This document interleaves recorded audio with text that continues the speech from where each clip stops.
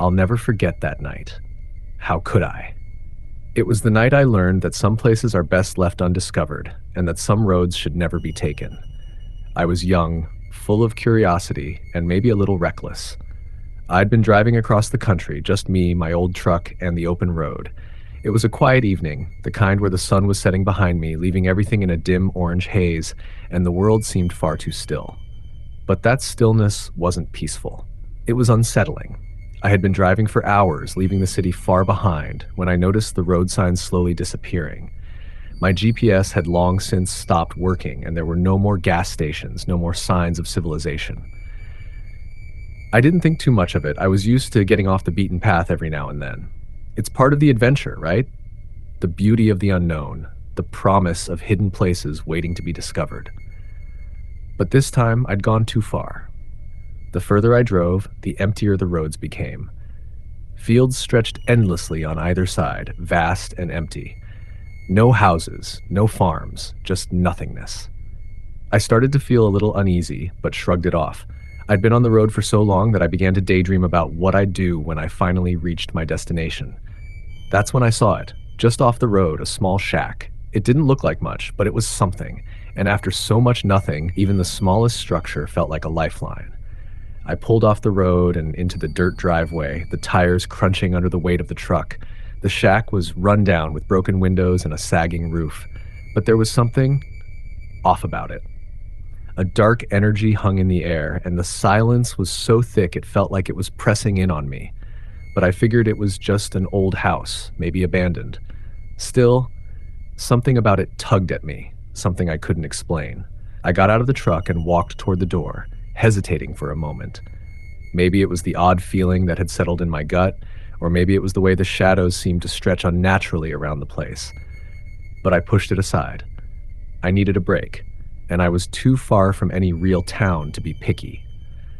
As my hand reached for the door, I heard something, a faint sound, almost like whispering. My heart skipped a beat, and I froze, my hand hovering just above the handle. The whispers were distant but distinct, like voices coming from deep within the house. "Hello," I called out, stepping back. The words hung in the air, but no response came. I felt ridiculous, standing there, my heart hammering in my chest, but I didn't want to be rude. I turned to leave, but that's when I saw it. There, standing in the doorway, was a figure. It was a woman, or at least I thought it was. Her hair was dark, tangled, and hung loosely around her face, obscuring most of it. Her clothes were old, tattered, as if they hadn't been washed in ages. But what really struck me were her eyes, black, hollow, like two empty pits. No white, no irises, just darkness. She was staring at me, not blinking, just standing there. I froze. Every instinct screamed at me to turn around and run, but my body wouldn't move. I don't know how long we stood there, locked in a silent stare, but it felt like an eternity. Finally, she spoke, her voice low and cracked, like it hadn't been used in years. "You shouldn't have come here," she whispered. I opened my mouth to say something, but no words came out. My throat was dry, my pulse roaring in my ears. I wanted to leave, to get back in my truck and drive far away, but my legs refused to move. Something was holding me in place. Then, without warning, she stepped back, disappearing into the shadows of the house. The door creaked open wider, and I felt an overwhelming urge to follow her. The curiosity was stronger than my fear. It was like I was being pulled toward the door, compelled to go inside. Slowly, I took a step forward, then another, my feet moving against my will. The air inside the shack was thick, stale, and damp. I stepped inside, and the door slammed shut behind me. I jumped, heart racing, but the woman was gone. The room was dark, lit only by the dim glow of fading light from outside. The walls were lined with old photographs, yellowed and curling with age. There were faces in those photos, faces that seemed to watch me as I moved, their eyes following my every step. I moved deeper into the shack, my mind racing, but something in the back of my head told me to leave. I should have left, but I didn't. The floorboards creaked under my weight as I walked, the silence swallowing any sound I made. I tried to shake the feeling that something was wrong, but it only grew stronger. Suddenly, I heard it again, the whispers. This time, they weren't distant. They were close, coming from the walls, from the floor, from everywhere. I looked around, my eyes darting, trying to locate the source. but all I could see were shadows, twisting and shifting. The whispers grew louder, and then, unmistakably, I heard a voice. A man's voice, soft and slow, as if it were dragging itself through the air. "Turn around." I spun around, my heart in my throat. The woman was back, standing in the corner of the room. But she wasn't the same. Her skin was pale, almost sickly, and her eyes, those hollow black eyes, were now wide open, glowing with an unnatural light. She opened her mouth, but instead of a voice, a horrible guttural growl came out, like something not quite human. I backed away slowly, my mind screaming at me to run, to get out of there. But the door was gone. There was no way out. I was trapped. The shadows seemed to close in on me, moving like something alive, and the whispers grew louder, more frantic. The walls seemed to pulse as if the house itself was alive, feeding off my fear. "Get out," the voice rasped, "or they'll take you too." I turned, desperate, and ran for the nearest window. I tried to push it open, but it was stuck, sealed shut by years of decay. I could feel the house pressing in on me, suffocating me. My vision blurred, and my thoughts became a jumbled mess of terror and confusion. And then I heard it, the unmistakable sound of footsteps. Someone was coming. I spun around, my breath catching in my throat. The woman was no longer there. But in the doorway, I saw another figure. This one was taller, its face obscured by a hood. It stepped forward, its long arms reaching for me, its fingers twisted and broken like something not meant to be human. I screamed, finally able to move, and I ran for the door. I don't know how, but I managed to break through. I stumbled out of the shack, the cool night air rushing past me. I didn't look back. I couldn't. I ran to my truck and got in, my hands shaking as I fumbled with the keys. The engine roared to life, and I slammed my foot on the gas, speeding away.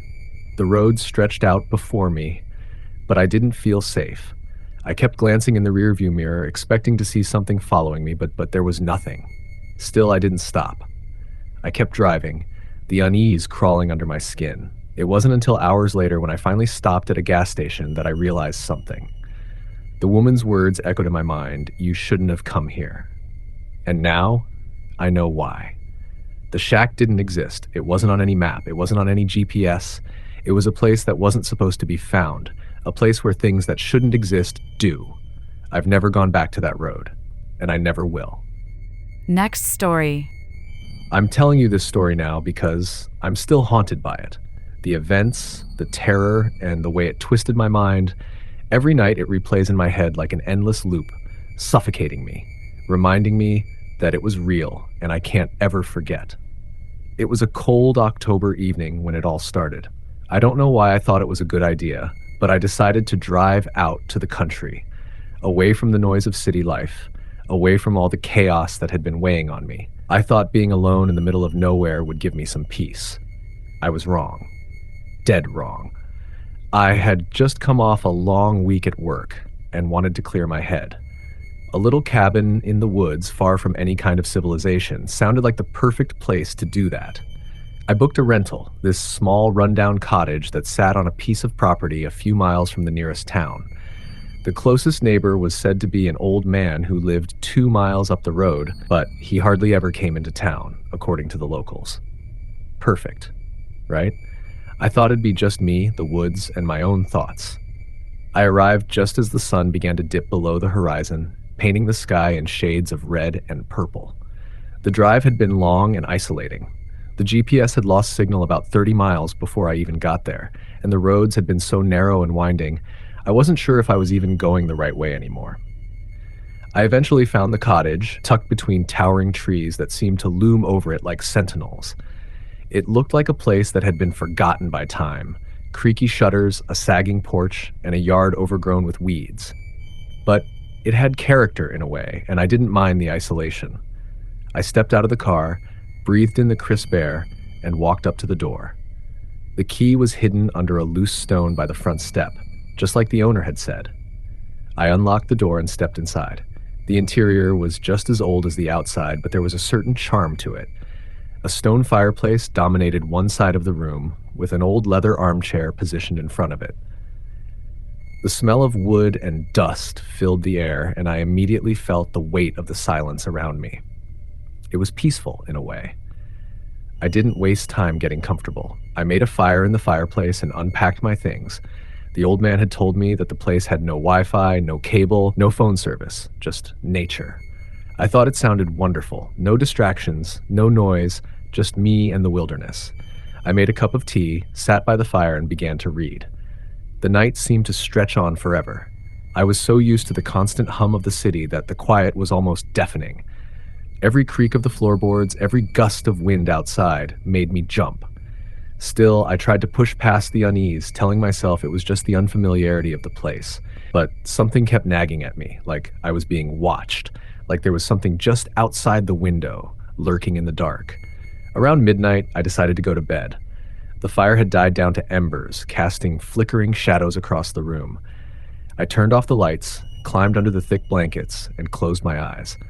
For a while, I drifted off into a restless sleep, the kind of sleep where you're never fully unconscious, always on edge. That's when I heard it. A tapping. Soft at first, then louder, almost like someone was knocking on the window. My heart skipped a beat. I sat up, straining to listen. The tapping continued. I told myself it was probably just a branch, blown by the wind, hitting the window. But something inside me didn't buy it. It felt too deliberate, too rhythmic. I got up slowly, my bare feet cold against the wooden floor, and tiptoed to the window. The moonlight barely filtered through the trees outside, casting long, distorted shadows. I peered out into the dark. Nothing. Just as I was about to turn away, I heard it again, this time more frantic. The tapping was coming from the window, but there was no one there. I stumbled back, my mind racing, my pulse quickening. I grabbed my flashlight and shone it around the room, trying to shake the feeling of being watched. The hairs on the back of my neck stood up as I slowly turned towards the door. I don't know why, but something told me to check it. I walked cautiously to the door and pressed my ear against it. Silence. But then, just as I was about to pull away, I heard a low whisper, a voice, soft and distant, but unmistakable. "Help me." The breath caught in my throat. My instincts screamed at me to leave, to run, but I stayed frozen, my heart pounding in my chest. "Please, help me," the voice repeated, this time louder, more desperate. I jerked open the door and swung the flashlight into the dark hallway. Empty. The air felt heavy, oppressive, like something was waiting in the shadows. I didn't know what to think. Was I losing my mind? Had the isolation gotten to me? Or was there something else, something more sinister at play? I grabbed my phone, hoping to call someone, but the screen was black, no signal as I'd expected. I decided I needed to investigate. Maybe there was a rational explanation. Maybe a prankster had come out to mess with me. Maybe the old man's stories were just that. Stories. I put on my shoes, grabbed a jacket, and stepped outside, the cold air biting at my skin. The wind howled through the trees, and the only sound was the crunch of leaves beneath my feet. I looked around, but all I could see were the dense woods stretching out in every direction. The house was eerily still, not a light on in any of the windows, except for the flickering glow from the fire inside. I walked around the back of the house, my flashlight cutting through the darkness. That's when I saw it. The window, the one where I'd heard the tapping. It was cracked open, just a little, but enough for someone to reach inside. I felt my stomach twist. Had someone been out here? Was there a way in? I pulled the window open wider, and that's when I noticed something strange. The dirt beneath the window was disturbed, as if someone had recently been crawling around. But there were no footprints leading away from the window, just a patch of ground that looked freshly disturbed. My blood ran cold. And then I heard it again, faint, barely audible, but unmistakable. The whispering. "Help me." I spun around, shining my flashlight into the woods. But there was nothing. No movement. No figure hiding in the trees. Panic began to set in. The air felt thick, suffocating. I could feel eyes on me, as if something was waiting just beyond the tree line. I bolted back to the house, locking the door behind me. I rushed inside, heart pounding, but the whispering didn't stop. It grew louder, more insistent. "Help me, please." I couldn't take it anymore. I grabbed my things, threw them into my bag, and ran out the door. I didn't care where I was going, I just needed to leave. But as I reached my car, I froze. There, standing in front of me, was a figure. A woman, her face pale and gaunt, her eyes hollow and black, staring at me with an intensity that made my skin crawl. She didn't say a word. She just stood there, motionless, like a ghost, like something that wasn't meant to be. And then, as quickly as she had appeared, she vanished. as though swallowed by the night. I couldn't drive fast enough. I didn't even wait to pack everything. I just threw myself into the car, slammed the door shut, and sped off, not looking back, not slowing down until I reached the nearest gas station hours later. The next morning, I returned to the cottage to collect my things. When I stepped inside, the house was silent, too silent. Everything was just as I had left it, except there was something on the floor near the door, a small pile of dirt, a trail of footprints, as if something or someone had been crawling through the house. I never went back to that cabin, and I don't think I ever will. Next story. I remember it all so vividly. It was supposed to be a peaceful weekend getaway, nothing but me, the road, and the wilderness. I had decided to take a break from the chaos of the city, thinking a few days in the middle of nowhere would do me good.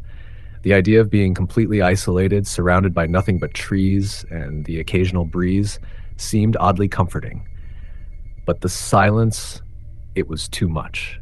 In fact, it became unsettling. I had rented a small cabin in a remote area, about 3 hours north of the nearest town. There wasn't much on the map, just a few scattered homes and a long stretch of road that disappeared into the horizon. The GPS was more of a suggestion than an exact guide, which only added to the sense that I was entering uncharted territory. The roads got rougher as I went along, turning from asphalt to gravel to dirt. It was like I was heading into the heart of nowhere. It wasn't until I had been driving for about an hour on the winding, deserted roads that I started to feel it. A creeping unease, like someone, or something, was watching me from just beyond my peripheral vision. I tried to shake it off, telling myself it was just nerves. It was just a long drive, the isolation getting to my head. Nothing to worry about, right? I finally pulled up to the cabin, a quaint little wooden structure surrounded by tall pines. It looked like it had been standing there for decades, worn but sturdy. The front porch light flickered as I stepped out of the car, casting long shadows against the darkening woods. The air smelled of damp earth and pine, and the only sound was the occasional rustle of leaves in the wind. The place had that eerie calmness to it, a stillness that was almost too quiet. I told myself it was just the natural sounds of the wilderness, but it felt off. The inside of the cabin was cozy, with wooden floors and mismatched furniture that gave it a lived-in feel. It was clean, but there was a sense of neglect in the air, like it had been a long time since anyone had stayed there. The fireplace was cold, and the windows were covered with heavy curtains that blocked out any outside light.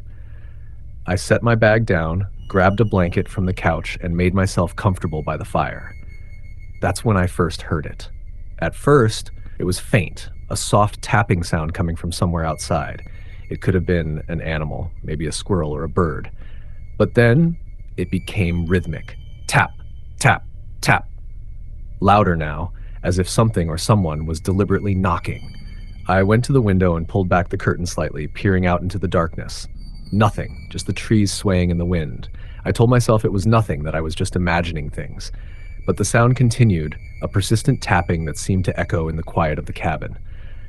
I couldn't ignore it anymore. I grabbed a flashlight and stepped outside, trying to locate the source of the noise. The air had grown colder, and the tapping now sounded like it was coming from the woods, from deeper within the trees. My heart raced, and my breath became shallow, but I told myself it was just the wind. Just the wind. I walked a few steps into the yard, shining the flashlight across the dark expanse of trees. The light caught on something, a shadow, just outside the beam. For a moment, I froze, thinking I had seen something move, something tall and thin standing still in the distance, but when I blinked, it was gone. I scanned the area again, but there was no sign of anything unusual. The tapping had stopped. I returned to the cabin, locking the door behind me. My nerves were on edge, but I tried to rationalize it all. Maybe it was just an animal. Maybe I was just too tired from the drive, my mind playing tricks on me. I settled into the couch, wrapped myself in the blanket, and tried to shake the feeling of being watched. But that night, things only got worse. I woke up in the middle of the night, drenched in sweat. The silence was so thick, it felt suffocating. My pulse was pounding in my ears, and I couldn't shake the feeling that something wasn't right. I glanced around the dark cabin, trying to make sense of what was happening. That's when I heard it again, the soft, distant tapping, this time coming from the other side of the cabin. It was closer now and louder. I was frozen, unable to move. My breath was shallow, my body tense with fear. The tapping was relentless, rhythmic, like a heartbeat. It was almost as if someone or something was counting the seconds. I could feel my heartbeat in my throat, the panic rising, but I couldn't move. I didn't know what to do. Then it stopped, but I didn't dare get up. I didn't want to open the door, didn't want to see what was out there. I lay still in the darkness, waiting for the tapping to return. I don't know how long I stayed like that, my eyes fixed on the shadows around me, but eventually, exhaustion overcame me, and I drifted back into a restless sleep. The next morning, I was determined to leave. The place felt wrong. Everything about it, from the eerie quiet to the relentless tapping, had made me feel like I wasn't alone. But when I tried to leave, I found that my car wouldn't start. The engine turned over, but it wouldn't catch. I opened the hood, but everything looked fine. I was trapped. Panic set in. I had no cell service, no way to call for help. I was stranded in the middle of nowhere, and no one even knew where I was. I tried to remain calm, telling myself it was just bad luck. Maybe I could walk to the nearest town, but that would take hours, if not days, and I had no idea what lay beyond the trees. As the day wore on, I noticed something else. There was something strange about the woods. They seemed to be closing in on the cabin. The trees had grown denser overnight, the shadows longer. I couldn't remember the last time I saw the sun, and the darkness felt suffocating. The air grew heavier, colder, as if the very land was alive and watching me. I was sitting in the cabin, staring out the window when I saw it. A figure standing just beyond the trees. Tall, unnaturally so. Thin, gaunt, with long limbs that seemed to stretch out of proportion. It stood motionless, just watching. Its face was pale, almost ghostly, and its eyes were black. Empty voids that seemed to pierce through the darkness. I didn't move, too terrified to blink. I couldn't look away, even though every part of me screamed to run. And then, as quickly as it appeared, it was gone. That was when I knew I wasn't alone. I wasn't just being paranoid.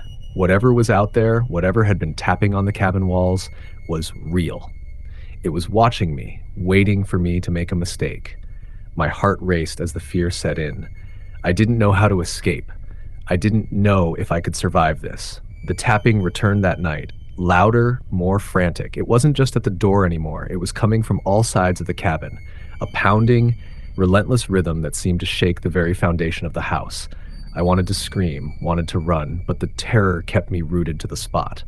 I heard it then, a voice, low, guttural, like it came from deep within the earth. It whispered my name, dragging the sound out as if it was savoring each syllable. "You're mine," it hissed. "Forever." I don't remember much after that. The fear, the darkness, it all blurred together into a haze. The next thing I knew, I was waking up in my car somehow back on the road. I don't know how I got there or how much time had passed. The sun was rising, casting a pale light over the world. I never went back to that place. Never even drove through that part of the woods again. But sometimes when I close my eyes, I can still hear the tapping, the whispers, and I know that whatever it was, it's still out there, waiting, watching.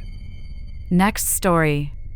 I'll never be able to forget that night, the night I drove down a road that was supposed to be safe. But now I understand. Some roads aren't meant to be traveled, and some things shouldn't be discovered. It was supposed to be a simple drive, a peaceful trip to my aunt's house in the country. I had no reason to suspect that it would turn into a nightmare. The evening had started out normal enough. I packed my car, loaded up with bags and snacks for the long drive. The sun was beginning to set as I hit the highway, leaving the busy city behind. The road stretched out before me, empty and quiet, with only the occasional flicker of headlights from passing cars. Everything was fine until I turned off the main highway. That's when things began to change. I remember thinking the road looked a little strange, even eerie. It was a 2-lane road, barely wide enough for my car, lined with tall trees that created a canopy, blocking out most of the evening light. The further I drove, the more isolated the place seemed. There were no streetlights, no houses, not even the occasional animal running by.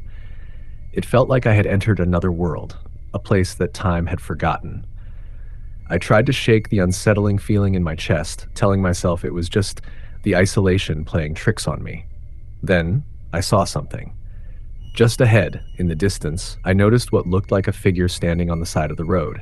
At first, I thought it might be a person in trouble, someone who needed help. But as I got closer, I realized it wasn't a person at all. It was a mannequin. A lifeless, motionless mannequin, dressed in a faded red dress, standing perfectly still at the edge of the woods. I slammed on the brakes, nearly skidding to a stop, my heart racing. What the hell? I thought. I stared at it for a moment, trying to make sense of it. The mannequin didn't seem to belong. No one in their right mind would leave something like that out here in the middle of nowhere. But I couldn't bring myself to stop. I didn't want to get any closer to it, especially not out here, so far from civilization. So I kept going, pressing my foot on the gas and speeding away from the strange sight. But the further I drove, the more I began to notice them. More mannequins. They were standing by the side of the road, scattered between the trees. Some were dressed in clothes, some were just naked plastic figures, all eerily still. My mind raced as I drove past them, my eyes flicking back and forth, unable to avoid the chilling images. There were dozens of them, lined up like a silent army, waiting for something, or someone. I wasn't sure how much time had passed when I saw the next one. This time, it was different. The mannequin was positioned at the entrance of a small clearing, but as I drove closer, I noticed something that made my blood run cold. The mannequin was holding something. A sign. I could barely make out the words as I drove past, but I saw enough to read one word clearly. Help. My heart skipped a beat, and I immediately slammed on the brakes. What was this? Who had put these mannequins here? And why were they holding signs? Against every instinct telling me to drive away, I turned the wheel and pulled into the clearing. I needed to know what was going on, needed to figure out what kind of sick joke this was. As soon as I stepped out of the car, the air felt colder, heavier. The trees seemed to close in on me, blocking out the light. The ground beneath my feet was soft, damp with the remnants of rain. The mannequins in the clearing were scattered around, standing like sentinels, their eyes empty and unblinking. They weren't normal mannequins. Their features were too lifelike, their eyes too real. It was like they had been crafted with the intention of being human, but something had gone horribly wrong. I looked down at the sign the mannequin was holding. It was simple, written in black marker, "Get out while you still can." My skin crawled as I stared at it, the words seeming to burn into my mind. This wasn't a prank. Something was wrong. I turned, ready to get back to my car and leave this cursed place, but as I did, I noticed something in the distance, just past the clearing. A shadow was moving between the trees. It was tall, almost unnaturally tall, and I could see its form shifting, as if it were too large to fit in one place. My breath caught in my throat. I wasn't alone. The figure moved closer, its silhouette becoming clearer. I could see its long limbs and wide, hunched back, but it wasn't human, not in the way I understood it. Its skin was pale, like wax, and its eyes were two empty pits, glowing with an unnatural light. It had no face, just a smooth, featureless expanse where a face should have been. And then it spoke. "You shouldn't have come here." The voice was not human. It was deep and growling, like something ancient, something that had been waiting for me. I froze, my mind struggling to make sense of what I was seeing. But before I could react, I heard a sound, an unnatural clicking noise coming from behind me. I turned, my heart hammering in my chest. The mannequins, they were moving.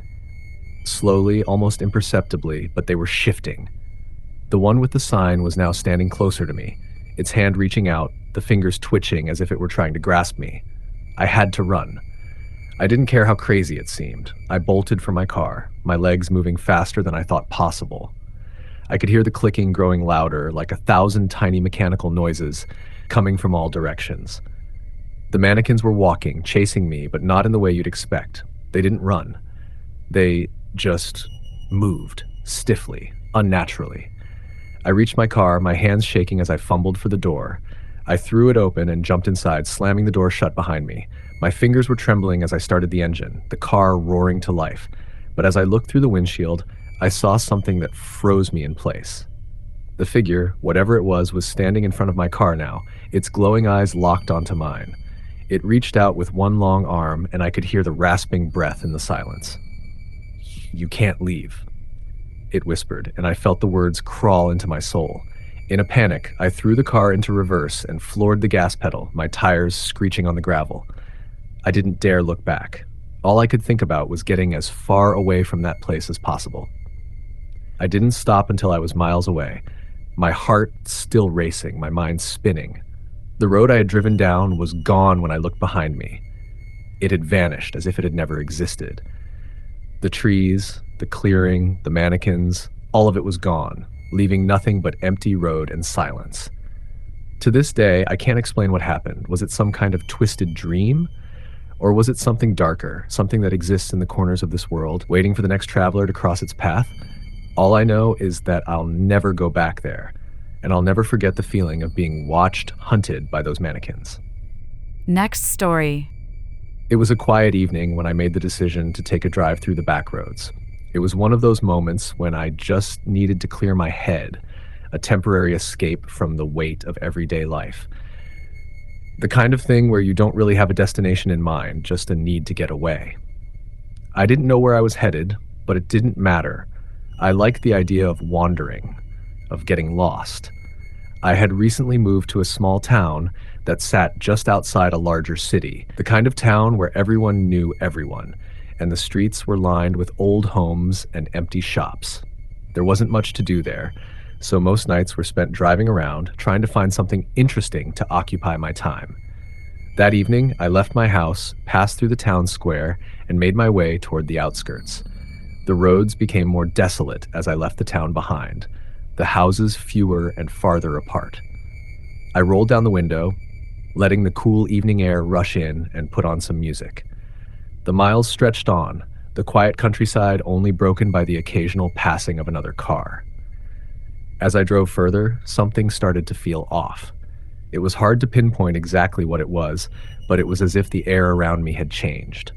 The silence felt heavier, more oppressive. The trees along the roadside seemed to grow taller, their branches reaching out like fingers. The road itself began to narrow, the pavement giving way to gravel. But I kept driving, brushing off the unease that started to settle in my chest. Then I saw it. A sign, weathered and barely visible, stood at the edge of the road. It read, "Welcome to Greystone Hollow." I didn't recognize the name. There was no town limit sign, no indication that this place even existed. Yet there I was, in the middle of nowhere, looking at a sign that had clearly been there for years. The urge to keep driving should have been stronger, but instead, curiosity won out. I slowed the car and took a turn down the narrow dirt road, leaving the main road behind. The trees closed in on both sides as I drove deeper into the hollow, and the road became more uneven, like no one had bothered to maintain it in years. The woods were dark, almost unnaturally so, despite the fact that it was still early evening. The shadows between the trees felt alive, like they were watching me, following me. After what felt like an eternity, I came across a small clearing with an old, dilapidated house sitting in the center. It wasn't much more than a shack, really, but something about it made my pulse quicken. The windows were dark, the porch sagging and empty, yet I felt compelled to stop. I pulled the car into the clearing and turned off the engine. I sat there for a long time, staring at the house. It wasn't just the house that felt off, like it was everything. The entire place felt wrong.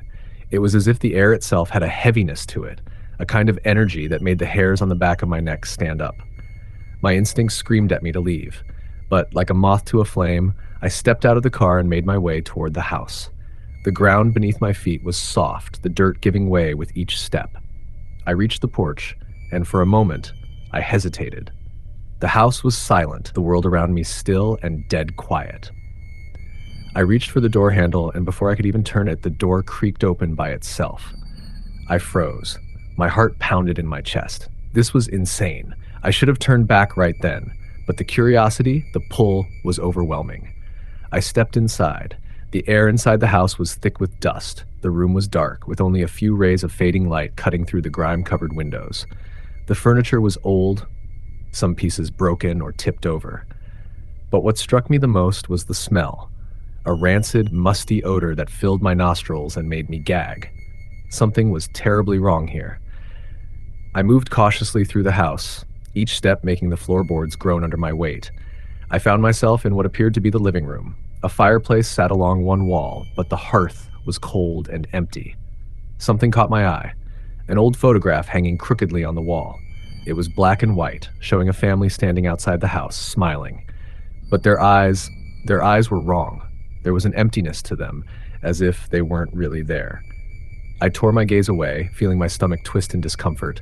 I needed to leave now, but as I turned to head back to the door, a sound stopped me. It was faint, barely audible over the pounding of my heart. A creaking. Footsteps, slow, deliberate steps. I whipped around, but there was no one there. The house was empty, silent, just as it had been when I entered. But the air had changed. The temperature dropped, and I could feel a presence behind me, as if someone was standing just out of sight. I spun around again, this time with more urgency, but the room was still empty. Then a voice, a whisper, faint but clear. "Get out." I froze, blood running cold in my veins. The voice wasn't mine, wasn't anything human. It was a low, guttural sound that echoed in my skull. My instincts screamed at me to run, but my body refused to move. I couldn't take my eyes off the shadow at the far corner of the room. Dark, shifting like smoke. Before I could react, the door slammed shut with a deafening crash. I was trapped. The shadow in the corner grew, stretching out like tendrils, twisting and curling as it moved closer. The whispering voice grew louder, more urgent. "Leave. Now." I could feel the temperature dropping further, a biting cold that felt unnatural. My breath came out in visible puffs, the air growing thick with dread. I tried the door, tugging desperately, but it wouldn't budge.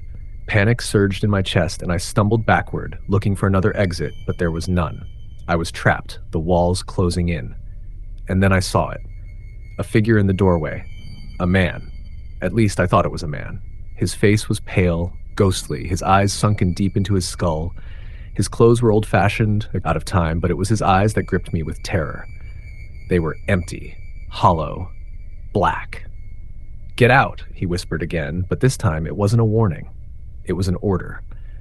And as he stepped forward, the room seemed to grow darker, the shadows closing in around him. I bolted for the window, throwing myself against it with all my strength. The glass cracked under the force, and I scrambled through the broken opening, falling into the dirt outside. I didn't look back as I ran and back, not once. I didn't stop until I was back in my car, doors locked and engine running. My hands were shaking as I sped away, the dust from the old house disappearing in the rearview mirror. I never went back to Greystone Hollow, and I never will. Whatever is there, whatever is in that place, it's waiting for someone else to stumble upon it. And next time there won't be anyone to warn them. Next story. It was supposed to be a quick weekend getaway, a break from the routine, a chance to clear my mind, get away from everything. The idea of renting a small cabin in the middle of nowhere had sounded peaceful at the time. I didn't expect it to turn into a nightmare, one that would haunt me forever. The cabin was nestled deep in the woods, several miles outside of town. The area was isolated, surrounded by thick trees that blocked out most of the sunlight during the day. I remember the drive there, long, winding roads that seemed to stretch on forever. No cell service, no signs of civilization, just the road, the trees, and the occasional deer that darted across my path. I had passed a few dilapidated houses along the way, but they seemed abandoned. I arrived just as dusk was settling in. The cabin was small, with a faded red paint that had chipped away over the years. The wooden steps creaked under my weight as I climbed up to the front door, which had a rusty key hidden under a rock, as the owner had told me in the instructions. The inside was basic but cozy. Old furniture, a fireplace, a kitchen with the bare essentials. It didn't look like anyone had stayed there in a while, but it didn't bother me. I was just here to relax. The first night was peaceful. I sat by the fire, read a book, and had a nice quiet dinner. The silence was deafening, but in a good way. It felt like I was a million miles away from everything. There was no noise, no traffic, no constant buzz of the city, just the crackling of the fire and the occasional hoot of an owl outside. But as the night wore on, things started to feel off. Around midnight, I noticed the first strange thing. A faint tapping sound, like someone was lightly knocking on the window. I thought it was just the wind or maybe a branch brushing against the glass. But then it came again, and again. Soft, methodical, like someone had all the time in the world. I went over to the window and peered out into the darkness. Nothing. Just trees. stretching out endlessly into the black. I shrugged it off, thinking it was probably some animal. I went back to the fireplace, but the tapping didn't stop. In fact, it seemed to get louder, more urgent, almost like it was trying to get my attention. I walked over to the door, half expecting to see something standing there, but there was no one, just the dark woods. The tapping, however, continued, now louder than before. I checked all the windows and doors, but everything was locked. There was no way anyone could have been outside without me hearing them approach. Still, I couldn't shake the feeling that something or someone was watching me. Around 2 a.m., I decided to call it a night. I locked the door behind me, turned off the lights, and crawled into bed. But just as I started to drift off, I heard something that made my blood run cold. The floorboards in the hallway outside my room creaked, slowly, deliberately, like someone was walking toward my door. I held my breath, listening, waiting for whatever was coming next. My mind raced. Was it an animal? Could it be a person? The footsteps stopped right outside my door. I sat up in bed, staring at the doorknob, expecting it to turn, but it didn't. The silence that followed was almost worse than the footsteps themselves. I lay there for what felt like hours, too terrified to move, my heart pounding in my chest. I had no idea what was out there. Could someone have gotten into the house? Or was it something else? Eventually, I drifted into a fitful sleep, my mind replaying every sound I'd heard, every creak of the floorboards, every whisper of the wind. But when I woke up the next morning, the house seemed normal. Too normal. The sunlight filtered through the trees, casting long shadows across the cabin's wooden floor. I got up, made myself a cup of coffee, and decided to take a walk to clear my head. The air was fresh, the forest alive with the sounds of birds and rustling leaves. For a brief moment, I felt safe again, as if the weirdness of the night had been just a figment of my imagination. That's when I saw the first sign that something was very wrong. I was walking along the edge of the woods, just behind the cabin, when I noticed something strange in the dirt, a set of footprints. Fresh ones. They weren't mine, and they led toward the back of the cabin. My stomach dropped. I hadn't seen any footprints when I arrived, and the dirt was soft and undisturbed. But now they were there, leading from the woods and stopping right at the edge of the porch. I immediately turned around and rushed back to the cabin. I had no idea who had been out there, but I knew I wasn't alone. I grabbed my things, packed my bag, and went to the car, my mind racing. As I drove away, I glanced in the rearview mirror, half expecting to see someone standing on the porch, watching me leave. But there was no one. Just the empty cabin, disappearing into the trees. I didn't stop driving until I reached the nearest town, several miles away. I pulled into a gas station, my hands shaking as I filled up the car. I tried to calm myself down, telling myself that it was probably just my imagination, that I had overreacted. But I couldn't shake the feeling that something had been watching me, something that wasn't human. I tried to forget about the cabin, but the feeling lingered, following me like a shadow. It wasn't until a few months later, when I happened to mention the cabin to a local at a diner, that I learned the truth. The man at the counter looked at me like I was crazy when I described the place. He told me that there had been rumors about that cabin for years. People who had stayed there only to disappear without a trace. No one knew what happened to them, but the cabin had a reputation. They said that late at night you could hear the sound of footsteps of someone walking through the house, even though no one was there. That was the least of it, though. The worst part, according to the locals, was that the cabin had once belonged to a family, a man, his wife, and their young daughter. But one night, the man snapped. He killed his wife and daughter, then disappeared into the woods. No one ever found him. They say the ghosts of the family still haunt the cabin to this day. That the tapping on the window, the footsteps in the hall, are their way of asking for help. I haven't been able to shake the feeling that the family's ghosts might have been trying to warn me, or worse, that they were looking for someone to join them. I haven't been back to that cabin, and I never will. Next story. It all started with a phone call. I was at home, scrolling through my messages when the call came through, a number I didn't recognize. At first, I was hesitant to answer, but curiosity got the best of me. When I picked up, there was silence on the other end for a few seconds, followed by a raspy voice that made my blood run cold. "Don't go to the old church." The line clicked and the call ended abruptly. I stared at the phone in my hand, trying to make sense of what just happened. Who was that? What did they mean by that strange warning? The old church was on the outskirts of town, an abandoned building that everyone knew about, nobody talked about. It had been sitting there, decaying, for as long as I could remember. People in the town would often tell stories about it, how it was haunted, how strange things had happened there, but those were just rumors, right? I had never taken them seriously. It was just a rundown building, nothing more. But now, with that call weighing on my mind, I found myself thinking about it more than I cared to admit. I thought about all the strange stories I'd heard over the years, the ones that had always seemed too far-fetched to be true. And then there was that voice, raspy, urgent, like it knew something I didn't. I pushed the thought aside. It was probably just a prank. It wasn't like anyone had ever actually gone inside that church and come back to tell the tale. I needed to stop overthinking it, and so, against my better judgment, I decided to visit the place. I needed answers. The drive was long and winding. The closer I got to the church, the more the weight of that warning seemed to press down on me. The sun was starting to set as I pulled up to the entrance, the old, rusted gates creaking as they swayed in the wind. The church itself was even more imposing in person, its silhouette casting a long shadow over the overgrown grounds. Ivy and moss clung to the stone walls, and the windows were dark, shattered in places, revealing nothing but blackness inside. I parked my car on the side of the road and stepped out, the air growing cold and damp as I approached the church. A sense of dread settled over me, but I pushed it aside. I was being silly, right? It was just an old church, nothing to be afraid of. The door creaked open with an unsettling groan, and I stepped inside. The air smelled stale, musty, like it hadn't been disturbed in years. The light from the setting sun filtered through the cracks in the walls, casting long shadows on the floor.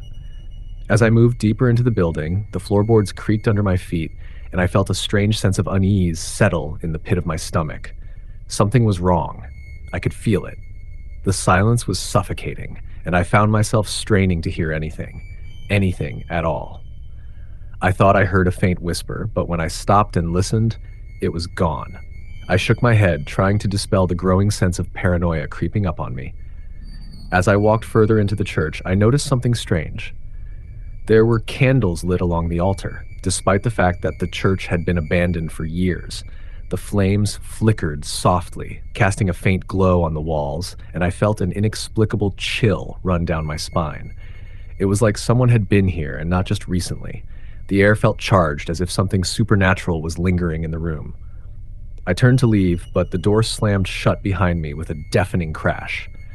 I whirled around, heart pounding in my chest. The room felt suddenly darker, colder. A low hum vibrated through the walls like the sound of electricity crackling. I reached for the door handle, but it wouldn't budge. My pulse quickened as I tugged harder, but it was as if something or someone was holding it shut from the other side.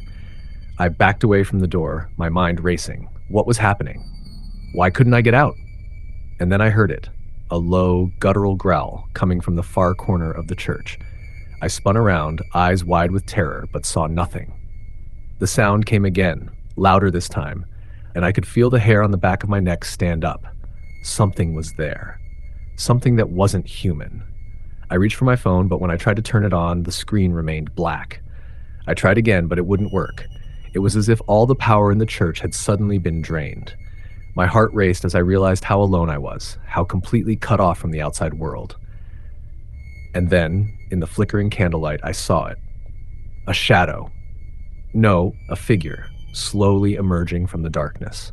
It was tall, its limbs long and distorted, its body hunched at an unnatural angle. Its skin was pale, almost translucent, and its face, if you could call it that, was a grotesque, featureless mask, a pale, blank canvas. Its eyes were empty sockets, black voids that seemed to pull in all the light around them. It moved toward me, its footsteps silent on the old wooden floor. I wanted to scream, but my voice wouldn't come. I was paralyzed, unable to move, unable to breathe.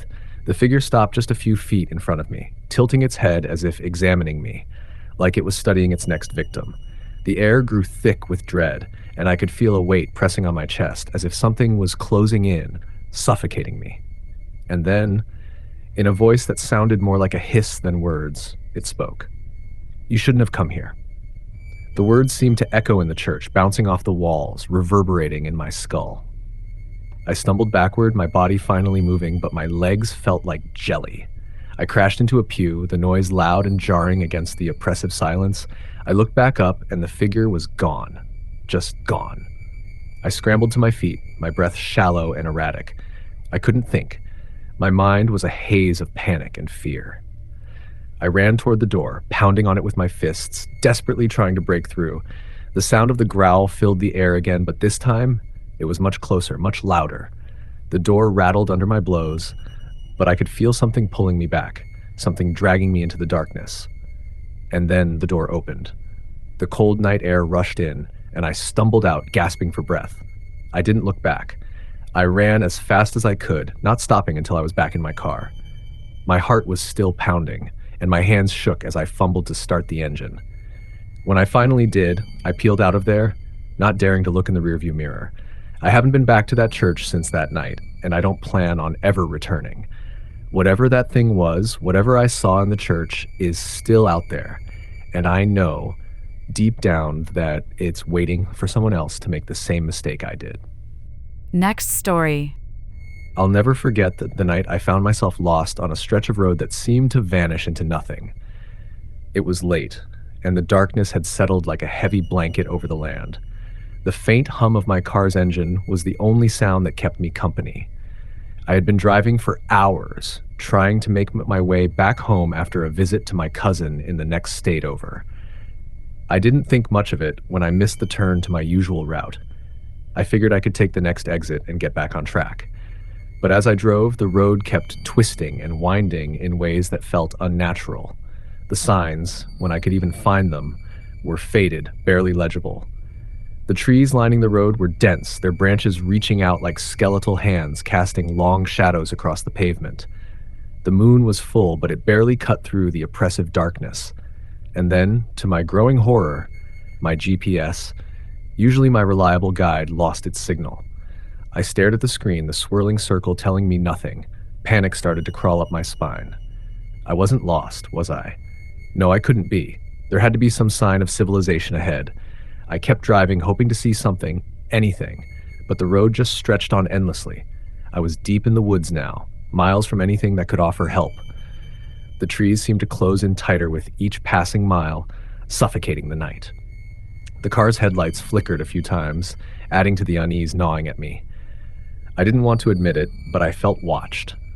I looked into the rearview mirror every few seconds, expecting to see another car following me. But there was nothing. Just the road behind me, empty and black. Eventually I saw it. A small house by the side of the road, dimly lit, its porch light flickering. I slowed the car, pulling into the gravel driveway. I figured it was a good place to stop, maybe ask for directions, get my bearings. I killed the engine, the sudden silence of the night pressing in on me. I knocked on the door, and after a moment, the door creaked open, revealing an older man. He had deep wrinkles around his eyes, and a look that suggested he had seen far too much in his life. His clothes were simple, an old flannel shirt and faded jeans. He didn't smile when he saw me. Instead, his gaze was heavy, almost knowing, like he had been expecting me. "You lost?" he asked, his voice low and gravelly.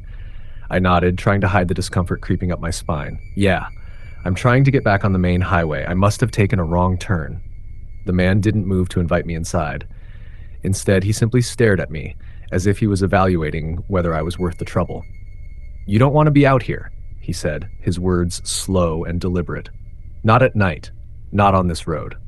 My gut twisted with unease, but I forced a smile, trying to play it off. "I'm sure it's fine. I just need to get back on track." He didn't say anything for a long moment, just kept looking at me. Then, finally, he spoke again, his voice almost a whisper. "Listen to me. You're not the first person to come down this road. People get lost out here, they disappear, and they don't come back." My smile faltered, and I took a half step back. I thought he was just a strange, superstitious old man, but the warning hung in the air like a heavy fog, making my skin crawl. "Disappear?" I asked, my voice a little shaky now. "What do you mean?" He shook his head, a sad look crossing his face. "I can't tell you. You need to leave. Now, while you still can." I was about to respond, to thank him for the directions, but something caught my eye. Behind him, just past the threshold of the house, there was a dark hallway, and at the end of it, I saw movement. It was just a shadow, but it was enough to make my heart race. The man noticed my glance and quickly stepped in front of me, blocking my view. "Go," he said, his voice growing more urgent. "Go before it's too late." I didn't argue. My instincts were screaming at me to get back in the car, and I didn't want to know what he was hiding. I quickly nodded, muttered a thanks, and hurried back to my vehicle. As I started the engine and drove away, I could see him standing in the doorways, watching me. His face was unreadable, and I couldn't shake the feeling that he wasn't just warning me about getting lost. He was warning me about something much worse. I didn't think much about his words at first. I just wanted to get back to familiar ground. But as I continued down the road, I began to notice something. The trees looked the same. The road hadn't changed. It was like I was driving in circles. And then I saw it again.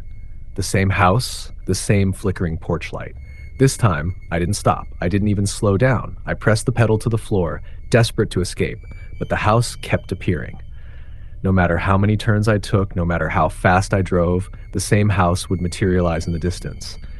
At first, it was just an eerie coincidence, but then it happened again, and each time the feeling of dread grew stronger. I don't know how long I drove, hours, maybe more, but the world outside had become a blur. The road had become a prison, looping around me, trapping me in some kind of nightmare, and all the while the house remained, an unshakable fixture in my path. Eventually, I saw it again, but this time there was someone standing on the porch. It was the old man, but his face, it was different now. His eyes were wide open, glazed over, as if he were lost in some trance. And standing next to him was something else. A figure, tall and thin, its face hidden in shadows.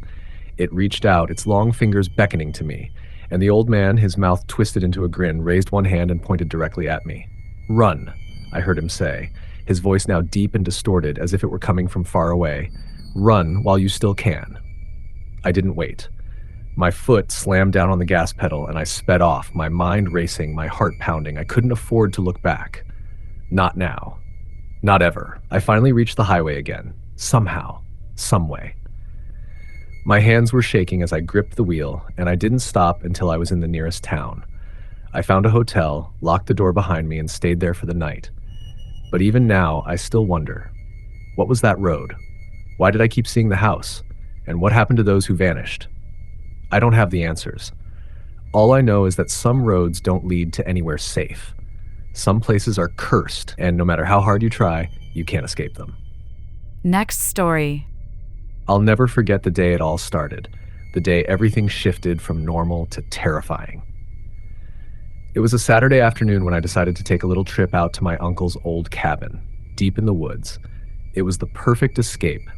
Peaceful, secluded, and surrounded by nothing but nature. I needed a break from the city, a place to clear my mind. It had been years since I had been there. My uncle used to live there, but after his sudden passing, the cabin had been left empty, almost forgotten. The drive was longer than I remembered. It felt like the roads went on forever, winding through dense forest and fields that seemed to stretch to infinity. My GPS had trouble finding the place, and I could feel my stomach tighten as I realized just how isolated this spot really was. There was no cell service, no one around for miles. It wasn't even on the main roads, just a narrow, gravel trail leading to the cabin. As I turned onto the dirt path, the trees seemed to close in around me. The daylight was fading, and the sky was a deep shade of purple. I couldn't shake the feeling that something was wrong, but I brushed it off as the isolation playing tricks on my mind. When I finally reached the cabin, I noticed how quiet it was. Too quiet. The air felt heavy, like something was pressing down on me. But I pushed through the unease, grabbed my bags, and headed inside. The door creaked as I pushed it open, the smell of dust and old wood filling my nose. The interior was exactly how I remembered it, rustic with worn furniture and faded photographs hanging on the walls. The fireplace looked like it hadn't been used in years, and the windows were covered with thick curtains that blocked out most of the fading daylight. I set down my bags, feeling a little more at ease as I unpacked. The silence was overwhelming, but it wasn't entirely unsettling. It felt peaceful in a way. As night fell, I decided to light a fire and settle in for the night. I opened a bottle of wine and sat in the armchair by the hearth watching the flames dance. The crackling of the fire was the only sound that filled the cabin. That's when I heard it. A soft, distant thumping noise. I paused, listening closely. It was coming from outside, just beyond the porch. At first, I thought it was just an animal, maybe a deer or some other creature wandering near the cabin. But the thumping continued, rhythmic and persistent. I felt a shiver run down my spine. It wasn't the sound of paws or hooves, it was something deliberate. I told myself I was being paranoid. Maybe it was just the wind, or maybe something had fallen over. Still, the thumping didn't stop. It was as if whatever was out there was waiting for me to react. I stood up, my heartbeat quickening, and walked cautiously toward the front door. As I reached for the handle, the noise stopped. I opened the door, shining my flashlight out into the dark night. The porch was empty. Nothing. The trees swayed gently in the breeze, and the only sound was the rustling of leaves. I stepped outside, scanning the surroundings, but there was nothing there. I turned around, closing the door behind me, feeling foolish for even stepping outside. But as soon as I turned around, I saw it. A shadow. Not a person, but something far taller, its outline barely visible in the moonlight. It stood just beyond the edge of the porch, too still to be anything alive. My heart pounded in my chest. I couldn't move, couldn't breathe. The figure didn't move, didn't speak. It just stood there, as if watching me. I took a step backward, then another, until I found myself inside the cabin once again. The door slammed shut behind me. The silence returned, but this time it felt suffocating, as though the air itself had thickened. I locked the door and drew the curtains, too afraid to look outside again. The fire crackled in the hearth, but it did nothing to calm my racing thoughts. I tried to push it out of my mind, convincing myself that it had been my imagination, or maybe a trick of the light. But the feeling of being watched didn't go away. It only grew stronger. The night dragged on, and sleep never came. I sat in that chair, my eyes darting around the cabin, terrified of what might be lurking outside. I could feel it now. The presence. Whatever it was there, waiting. The thumping began again, faint at first, but growing louder, closer. It was almost like a heartbeat, each thump vibrating through the walls of the cabin. I couldn't take it anymore. I grabbed my things, trying to make sense of what was happening, but my mind was foggy with fear. I had to leave. I couldn't stay another second, but as I moved toward the door, I stopped. There was a figure standing in the window. I froze, my blood turning to ice. It wasn't the same shadow I had seen outside before. No, this was different. This figure was inside the cabin, standing just beyond the glass, staring in. I could make out the outline of its face, pale and gaunt, with hollow eyes that seemed to pierce right through me. Its mouth twisted into a smile, but it wasn't a friendly smile. It was the kind of smile that made you feel like prey, like you were nothing more than an insect to be toyed with. I couldn't breathe. I couldn't move. I wanted to scream, but the air was thick with terror, choking me. I wanted to run, but my legs wouldn't cooperate. The figure outside didn't move, didn't make a sound. It just stood there, its twisted smile growing wider, its eyes never leaving mine.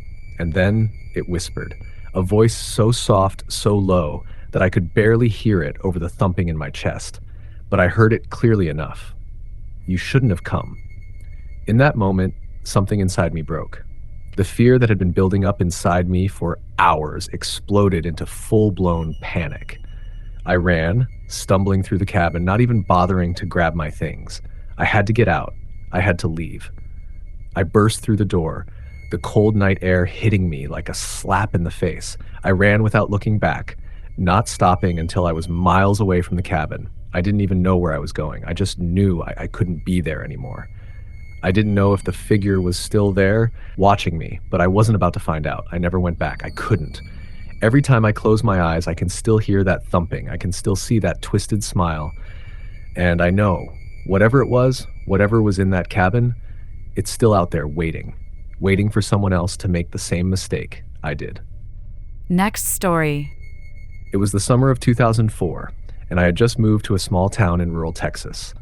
The kind of town where everyone knows everyone, and nothing ever changes. The kind of town where the days stretch on in an endless haze of heat, and the nights are so quiet You can hear the crickets from miles away. It was supposed to be a fresh start for me. New job, new home, away from the hustle and bustle of city life. I rented an old farmhouse on the outskirts of town, a place that had seen better days. The paint was chipped, the yard was overgrown with weeds, and the windows creaked when you opened them. But there was something about it that felt peaceful. I figured I'd spend the first few weeks settling in, enjoying the quiet, and maybe getting to know the locals. The first few days went by without incident. The townspeople were friendly enough, always eager to chat and offer advice on how to handle the heat or where to buy the best produce. But as the days turned into weeks, I started to notice something strange. Every night, around midnight, I would hear the knocking. It wasn't loud at first, just a faint tapping at the door, like someone was trying to get in. I figured it was the wind or maybe an animal scratching at the door, but the knocking was always at exactly the same time, every night. At first, I shrugged it off. Just a coincidence, I told myself. But then it happened again, and again. And each time the knocking would get louder, more insistent, as though whoever or whatever was doing it was growing more desperate. I started to feel uneasy, but I didn't want to jump to conclusions. I wasn't the kind of person to let fear take over. One night, I decided to stay awake and see if I could catch the source of the noise. I kept the lights off and sat quietly by the window, waiting. Midnight came and went, and sure enough, the knocking started up again, soft at first, then growing louder with each strike. I grabbed a flashlight, heart pounding in my chest, and crept to the door. When I opened it, there was nothing there. No one on the porch, no animal, nothing. Just the dark emptiness of the night. My mind raced with possibilities. Maybe I was just imagining things. Maybe it was all in my head. I closed the door, locked it, and went back to bed, trying to ignore the unsettling feeling gnawing at me. But the knocking didn't stop. The next night, I decided to call the sheriff. I didn't know if it would help, but I needed to know if anyone else had experienced anything like this. When I reached the sheriff's office, the man on the other end of the line sounded tired, almost like he was used to dealing with strange reports. "Sheriff Harper speaking," he said, his voice gravelly. "What can I do for you?" I live out on the old Thompson place," I said, trying to sound casual. "I've been hearing some strange knocking on my door at night, and I'm just wondering if anyone else has reported anything like that." There was a long pause on the other end of the line. Then he spoke, his voice much softer now. "Are you sure you're hearing knocking? At midnight?" "Yeah," I said, surprised by his response. "I'm positive." "Don't open the door," he said, his tone serious. "Whatever you do, don't open it. You hear that knocking, you stay inside and lock the door. You understand me?" I didn't understand, but I agreed, my heart racing in my chest. Why was the sheriff so adamant about it? What was so dangerous about some knocking at my door?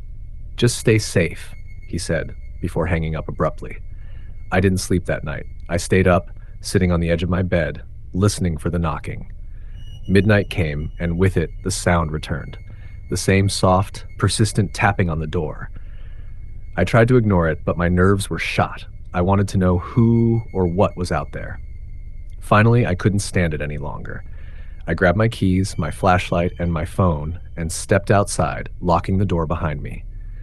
The air was thick with humidity, the crickets buzzing louder than ever. There was no one in sight. I started walking toward the barn, the only other building on the property, when I saw it. A figure standing in the middle of the yard.